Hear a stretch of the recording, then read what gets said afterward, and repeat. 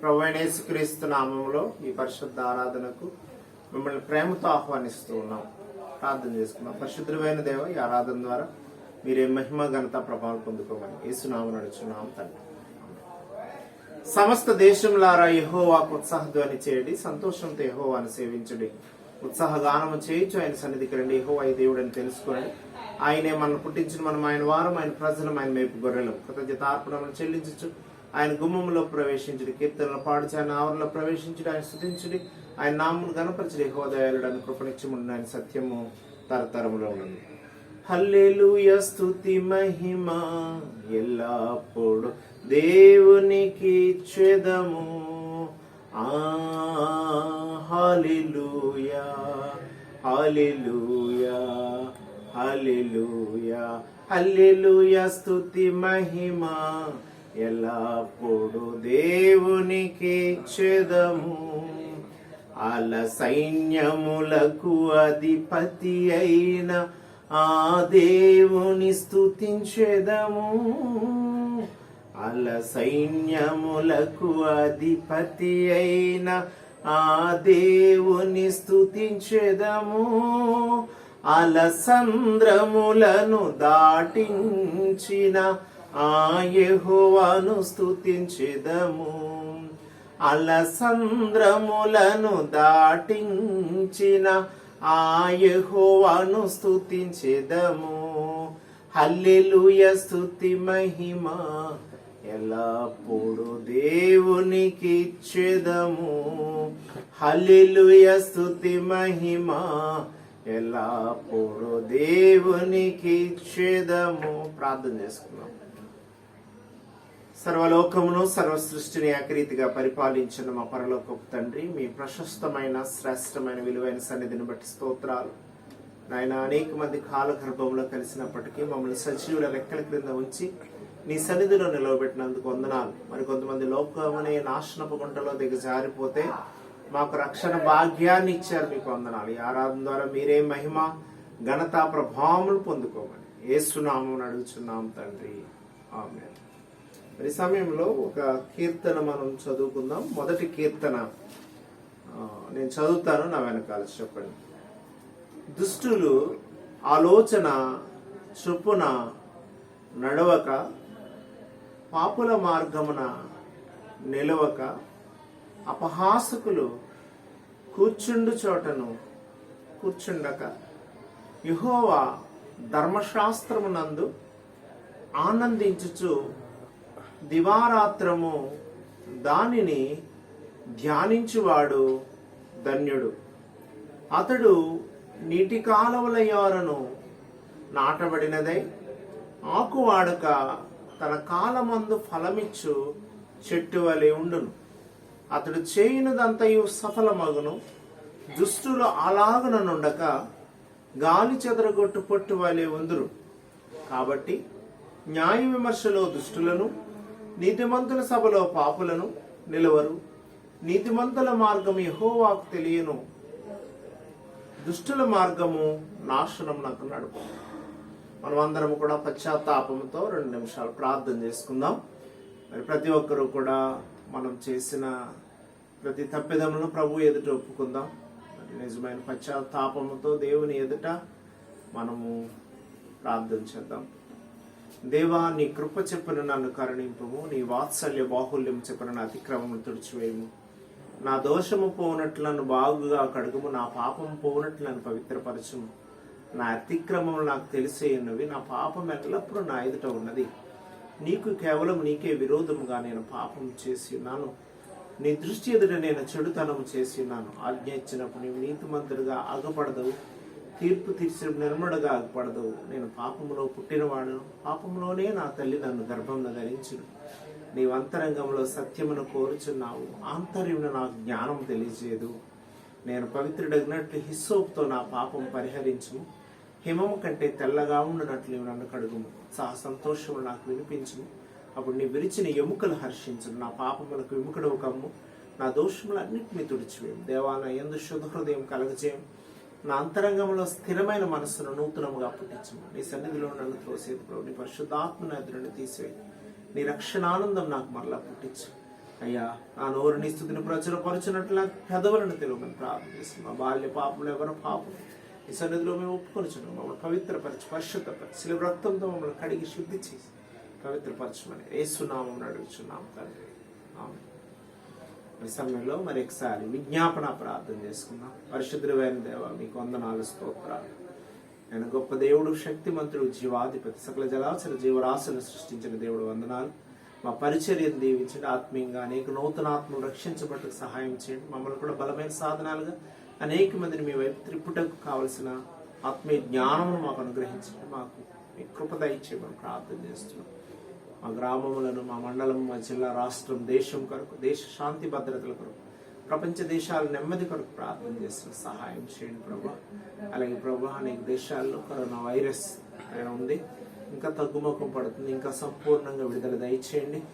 అలాగే alpha, beta, అయినా delta వరకు కొన్ని వేరియంట్స్ ద్వారా ఇది ఉధృతం అవుతుండగా మీ చిత్తాన్ని బట్టి దానిని తగ్గించమని వేడుకుంటున్నాం. మీ సహాయం దయచేయండి ప్రభా. ఆయన మీ చిత్తమైతే ఆయన మీరు తప్పించండి. నేను మేమందరం ఇంకా నేను మీ సన్నిధిలో కనిపెట్టుటకు మీ సహాయం దయచేయమని అడుగుతున్నాం. అలాగే ప్రభా మా అనేక మంది విశ్వాసుల అవసరతల కొరకు ప్రార్థన చేస్తున్నాం. రోగులు ఉన్నారు ప్రభా, స్వస్థపరచండి. గర్భిణీలు, బాలింతలు, గర్భం కొరకు ఎదురు చూసేవారు ఇప్పుడు ఉన్నారు, జ్ఞాపకం చేసుకోండి. కుటుంబాలలో శాంతి సమాధానాలు దయచేయండి. వారు చేస్తున్న వ్యవసాయ, పాడి, వ్యాపారం, ప్రభుత్వ ఉద్యోగములు, ప్రైవేటు పనులు చేసుకుంటున్న వారిని మీరు దీవించండి. దూర ప్రాంతాల్లో, దూర రాష్ట్రాల్లో, దూర దేశాల్లో ఎంతో మంది ఈ సన్నిధిలో ఆయన కనిపెడుతున్న వారిని జ్ఞాపకం చేసుకుని వృద్ధులు, చంటి బిడ్డలు, పురుషులు, స్త్రీలు, యవనస్తులు అందరి మారు మనసు, అందరి విశ్వాస జీవితాలు, వివాహాల కొరకు ఎదురు చూసిన యవనస్తులు, ఉద్యోగ ప్రయత్నాలను ఎవరి బిడ్డల కొరకు ప్రార్థన సహాయం చేసి ఆయన బలపరచు. ఆయన సమస్త మీరే మహిమ పొందుకో. యేసునామమున అడుగుచున్నాం తండ్రి. మరి సమయంలో మనం అందరం కూడా ఒక కీర్తన పాడుకుందాం. మరి కీర్తన పాడిన తర్వాత దేవుని వాక్యాన్ని ధ్యానం చేస్తాం.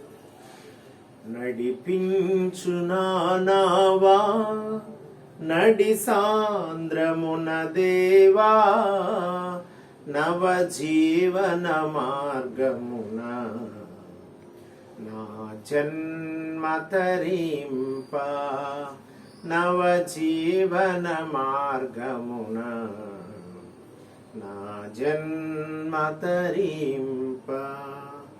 నడిపించు నావా నా జీవిత తీరమునా, నా పజయ భారమునా, నలిగిన నా హృదయమును నడిపించుములోతునకు. నాయాత్మ విరబోయా నా దీక్ష ఫలింపా, నా నావలో కాలిడుము, నా సేవ చేకునుము. నడిపించు నావా. ఈ సమయంలో లూకా సువార్త 22వ అధ్యాయము 31-32 వచనాలు చదువుకుందాం. సీమోను, సీమోను, ఇదిగో సాతాను మిమ్మల్ని పట్టి గోధుమల వలె జల్లించుటకు మిమ్మల్ని కోరుకొనును గాని, నీ నమ్మిక తప్పిపోకుండానట్లు నేను నీ కొరకు వేడుకుంటుని. నీ మనస్సు తిరిగిన తర్వాత నీ సహోదరులను స్థిరపరచమని చెప్పాను. యెహోవా మా ఆశ్రయ దుర్గమ, మా విమోచకుడ. నా నోటి మాటలు, మా అందరి హృదయ ధ్యానములు మీ దృష్టికి అంగీకారముగా ఉంచి మీరే మహిమ పొందుకోమని యేసునామమున అడుగుచున్నాం తండ్రి. ఆమేన్. ప్రియులారా, ఈ యొక్క వాక్య భాగములో ఆత్మీయంగా మనం తిరిగి ఎలాగ బ్రతికించబడాలో యేసుక్రీస్తు ప్రభుల వారు మరి ప్రత్యేకంగా ఇక్కడ శిష్యుడైనటువంటి పేతురుతో మాట్లాడుతున్నటువంటి సందర్భము కేవలము పేతురు కొరకు మాత్రమే కాదు, మరి శిష్యుల కొరకు, అలాగనే విశ్వాస సమూహము కొరకు మనము ఈ యొక్క మాటలు ఇంకా 34వ వచనం వరకు కూడా మనం పేతురుని గురించి మనం చూస్తే అక్కడ ఆ సందర్భంను మనము అర్థం చేసుకోగలుగుతూ ఉన్నాం. ఇక్కడ శిష్యులు ప్రత్యేకంగా జీవించాలని యేసు ప్రభు వారి యొక్క ఉద్దేశం. ఎందుకంటే వారు మెలకువగా ఉండాలి, స్థిరముగా ఉండాలి. ఇక్కడ ఆ సందర్భాన్ని కూడా మనం చూసినట్లయితే వారు ఎల్లప్పుడూ వారు చాలా జాగరూకులై మేల్కొని ఉండాలి. అందరిలాగా కాక బహు జాగ్రత్తగా దేవుని రాజ్యము కొరకు వారు కనిపెడుతూ వారి సాక్ష్యాన్ని వారు నిలబెట్టుకుని ఆత్మీయంగా వారు బ్రతికించబడాలి. ఆత్మీయంగా వారు దేవుని ఎడల తృష్ణగొని ఆశీర్వాదకరమైనటువంటి విషయాలను నేర్చుకుంటూ సాతాను యొక్క ప్రమాద గంటికలను గుర్తిస్తూ ఏ రీతిగా మరి శిష్యులు బలపడాలో ఈ యొక్క వాక్య భాగంలో మనం చూస్తూ ఉన్నాం. ఇక్కడ ఈ 31, 32 వచనాలలో డైరెక్ట్ గా ఈ వాక్యంలో మనం చూసినట్లయితే మొట్టమొదటిగా అక్కడ దేవుని యొక్క ప్రత్యేకమైన ఉద్దేశం, ప్రత్యేకమైన శ్రద్ధ అక్కడ మనకు కనబడుతుంది. ఎందుకంటే మరి సీమోను సీమోను అని 2 సార్లు, సాధారణంగా మనం ఎవరినైనా పిలిచినప్పుడు ఒక్కసారి పిలుస్తాం. 2 సార్లు పిలిచామంటే ఆ పిలుపునకు ఒక ప్రాధాన్యత ఉంది. ఏదో ఒక పని అర్జెంటుగా మనం ఆ వ్యక్తి ద్వారా చేయించాలి. అలాంటప్పుడు 2 లేదా 3 సార్లు పేరు పెట్టి మనం పిలుస్తాం. ఇక్కడ కూడా మనం చూసినట్లయితే దేవుడు 2 సార్లు ఆ యొక్క పేరు ఉచ్చరించడానికి గల కారణము మనం చూసినట్లయితే అతడు మరి చాలా అవసరమైనటువంటి పరిస్థితులలో పిలువబడ్డాడు అనే విషయాన్ని మనము చూస్తున్నాం. బైబిల్లో ఇంకా చాలా మందిని ఇలాగ పిలిచినటువంటి సందర్భాలు, మోషేని, అలాగే సౌలును కూడా మనం చూసినట్లయితే సౌలు మారు మనసు పొందక ముందు మారు మనసు పొందడానికి దేవుడు పిలిచినటువంటి పిలుపు సౌలా సౌలా అని పిలిచినటువంటి సందర్భాన్ని మనం ఇక్కడ చూస్తూ ఉన్నాం. కనుక మరి కీర్తనాకారుడు కూడా యెహోవా నీవు నన్ను పరిశీలించి అనగా పరిశోధించి తెలుసుకొని ఉన్నావు, నేను కూర్చుండుట నేను లేచుట నీకు తెలియను అని మరి అక్కడ కీర్తనాకారుడు 139వ కీర్తనలో మనం చూస్తాం. నీవు బాగుగా తెలుసుకొని ఉన్నావు, నేను ఆకాశంకి ఎక్కినను అక్కడ నీవు ఉన్నావు అని మరి మన యొక్క ఉద్దేశ్యము ప్రభు ఎడల ఏ రీతిగా ఉన్నదో కీర్తనాకారుడు మరి ఆ యొక్క ఉద్దేశాన్ని జ్ఞాపకం చేస్తున్నాడు. అయితే ఇక్కడ మనం గమనించవలసింది ఏంటంటే మన గురించి ఆయన ఒక ప్రత్యేకమైన శ్రద్ధ కలిగి ఉండేది. కీర్తనాకారుడు కూడా అంటాడు, నా గురించి నువ్వు తెలుసు, నువ్వు నన్ను పరిశీలించావు, నువ్వు నన్ను పరిశోధించావు. మన యొక్క అక్రతలన్నీ కూడా ప్రభువుకి తెలియనివి కాదు.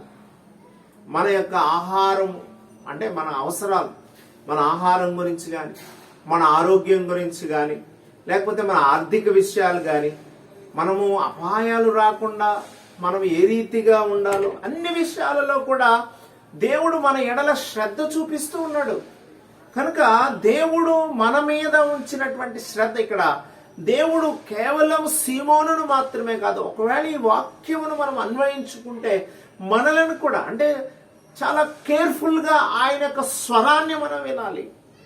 2 సార్లు సీమోను సీమోను అని పిలుస్తున్నాడు. అంటే 2 సార్లు పిలవడానికి గల కారణం ఏంటంటే అతనిని ఆత్మీయంగా అంటే పేతురు ఆత్మీయంగా దిగజారిపోతున్నాడు కాబట్టి అతనిని ఆత్మీయంగా తిరిగి బ్రతికించడానికి దేవుడు ఈ మాటలు మాట్లాడుతూ ఉన్నారు. అలాగే ఇక్కడ వాక్యంలో మనం చూసినట్టు ఇదిగో సాతాను మిమ్మల్ని పట్టి గోధుమల వలె జల్లించుటకు. ఇక్కడ మనం కొన్ని విషయాలు మనము చూసినట్లయితే సాతాను మనలను మరి ఏ రీతిగా ప్రభావితం చేస్తాడు, సాతాను చేసే పనులేంటి, సాతాను గాడి యొక్క పనిముట్లేంటి. ఒకసారి మనం చూసినట్టు అక్కడ ఒక మాట ఉంది, పట్టి అనే మాట మనం చూస్తున్నాం. అంటే సాతాను మనల్ని ఎలా పట్టుకుంటాడు. మనము హబక్కూకు గ్రంథం 1వ అధ్యాయం 15వ వచనంలో చూసినట్లయితే వాడు గాలము వేసి మానవులందరినీ గుచ్చిలాగి ఉన్నాడు, ఉరులు ఒగ్గి చిక్కించుకున్నాడు, వాడు తన వలతో వారిని కూర్చుకొని సంతోషపడి గంతులు వేయుచున్నాడు. అక్కడ చూడండి, వల లేకపోతే ఉరి అంటే వేటగాడు పక్షులను పట్టుకోవడానికి ఎలాగైతే మరి ఆ పక్షులను బంధిస్తాడో అలాగే సాతానుగాడు కూడా మనకి కొన్ని ఎరలు చూపించి లోకంలో మనలను స్వాధీనపరచుకోవడానికి, మనల్ని పట్టుకోవడానికి. ఇంకొక వచనం కూడా నేను చూపిస్తాను. నహూము గ్రంథంలో 2వ అధ్యాయం 1వ వచనంలో లయకర్త నీ మీదకు వచ్చుచున్నాడు, నీ దుర్గమునకు కావలి కాయము, మార్గములో కావలియుండము, నడుము బిగించుకుని బహుబలముగా ఎదిరించు. అంటే సాతాను ఇక్కడ ఆత్మీయంగా మనం పతనమవుతున్నామంటే దేవుడు మనల్ని తిరిగి బలపరచడానికి ఆయన పిలుస్తుంటే మనము కూడా దేవుని పిలుపుని వినాలి. కానీ ఇక్కడ సాతానుగాడు కూడా కొన్ని పథకాలు, కొన్ని పనిముట్లు వాడుకొని మనలను పట్టించి తర్వాత జల్లించి అనే మాట మనసు అంటే వేరు చేస్తూ ఉన్నాడు. జల్లించడం అంటే వేరు చేయడం, శ్రేష్టమైనవి అవసరం లేనటువంటివి ఆ రెండిటిని కూడా జల్లిస్తారు. ఆ తర్వాత ఆ వచనంలో మనం చూసినట్లయితే మిమ్ములను కోరుకొనును 22:31 మనం చూస్తాం. అంటే సాతానికి ఎవరు కావాలి, ఎవరిని కోరుకుంటాడు? మనం ఏమనుకుంటామంటే పాపంతో ఉన్న వారిని, అవిశ్వాసుల్ని, దేవునికి దూరంగా ఉన్న వాళ్ళని. కానీ మనం ఆలోచన చేసినట్లయితే మిమ్మును కోరుకొనెను. పేతురు ప్రభుతో ఉన్నటువంటి వాడే, ప్రభు యొక్క అనేకమైన అద్భుతమైన క్రియలు తెలిసినటువంటి వ్యక్తే. కానీ పేతురునే పట్టుకున్నాడు. అంటే దాని అర్థం ఏంటంటే మరి సాతాను లైకర్త క్రైస్తవులను, క్రైస్తవ కుటుంబాలను, సంఘ పెద్దలను, కొంతమంది సేవకులను, అలాంటి వారిని పట్టుకొని సంఘాన్ని పాడు చేయడానికి, సాక్ష్యాన్ని పాడు చేయడానికి, మరి సంఘములో అపవాది క్రియలు జరిగించడానికి, పాపం వలన మనము దూరం అవటానికి మనల్ని కోరుకుంటాడు, మనల్ని ఏర్పరుచుకుంటాడు. ఇంకొక విషయం కూడా మనం గమనించాలి. అదే 22:32 మనం చూస్తాం. మన నమ్మిక తప్పిపోయేలా చేస్తాడు. అంటే మన విశ్వాసంలో దేవుని యందు విశ్వాసం ఉంచితే దేవుడు అద్భుతాలు చేస్తాడు, ఆశ్చర్యాలు చేస్తాడు, దేవుడు మనల్ని నూతనమైన క్రియలతో సంతోషింపజేస్తాడని మనం నమ్మి విశ్వాసంతో ఎదుగుతూ ఉంటాం. కానీ సాతాను మనకు ఒక అనుమానాన్ని క్రియేట్ చేస్తాడు. ఆదాము అవ్వలలా మన నమ్మిక తప్పిపోయేలాగా చేస్తాడు. అంటే జరుగుతుందా అంటే అపనమ్మకం, అవిశ్వాసం అనేటటువంటి విత్తనం వేస్తాడు. దేవుని మీద నమ్మకము పోగొట్టుకునేలాగా అపనమ్మికను కలిగించి మనలను మరి దేవుని వైపు నమ్మకం లేకుండా దేవుని నుంచి దూరం అయ్యేటటువంటి ప్రణాళికలు సాతాను కలిగి ఉంటాడు. ఆ తర్వాత మనం చూసినట్లయితే 32వ వచనంలో మళ్ళా ఏమంటాడంటే నేను నీ కొరకు వేడుకొంటిని. నిజంగా ఇది ఎంత ఆదరణకరమైనటువంటి మాట. అంటే ప్రభు యొక్క, ఇక్కడ మళ్ళీ మనం చూసిన ప్రభు యొక్క శ్రద్ధ అంటే మనల్ని తప్పించడానికి, సాతాను ఊరులలో, సాతాను గాలములో మనం పడకుండా ఉండడానికి. ఎబ్రీ పత్రిక 7:25 వచనంలో పౌలు గారు జ్ఞాపకం చేస్తారు. ఈయన తన ద్వారా దేవుని యొద్దకు వచ్చి వారి పక్షమున విజ్ఞాపనము చేయుటకు నిరంతరము జీవించుచున్నాడు గనుక వారిని, అక్కడ చూడ ఒక చక్కటి మాట, సంపూర్ణముగా రక్షించుటకు. అంటే ఆయన మనల్ని తప్పించడానికి శక్తివంతుడై ఉన్నాడు. చూడండి అక్కడ సంపూర్ణంగా రక్షించుటకు అంటే దేవుడు మన కొరకు చేసేటటువంటి విజ్ఞాపన. యాజకుని పని విజ్ఞాపన చేయడం కనుక ఆయన మన కొరకు ఆయన వేడుకోవడం. ఇక్కడ ప్రత్యేకంగా సీమోనును గుర్చినటువంటి మాటలను బట్టి మనం గమనించినట్లయితే మన పక్షంగా ఎలాంటి విజ్ఞాపనము చేస్తున్నాడు. ఇక్కడే మనం చూసినట్లయితే ఇంకొక మాట, నీ మనస్సు తిరిగిన తర్వాత అంటే మరల కొనిన తర్వాత. అంటే పేతురు ఇక్కడ మనం చూసినట్లయితే రక్షించబడినటువంటి వాడు, అంత మాత్రమే కాదు ప్రభు యొక్క శిష్యుడు. కానీ శిష్యత్వాన్ని అపహాస్యము చేస్తూ తప్పుడు మార్గంలోకి వెళ్ళిపోతూ ఉన్నాడు.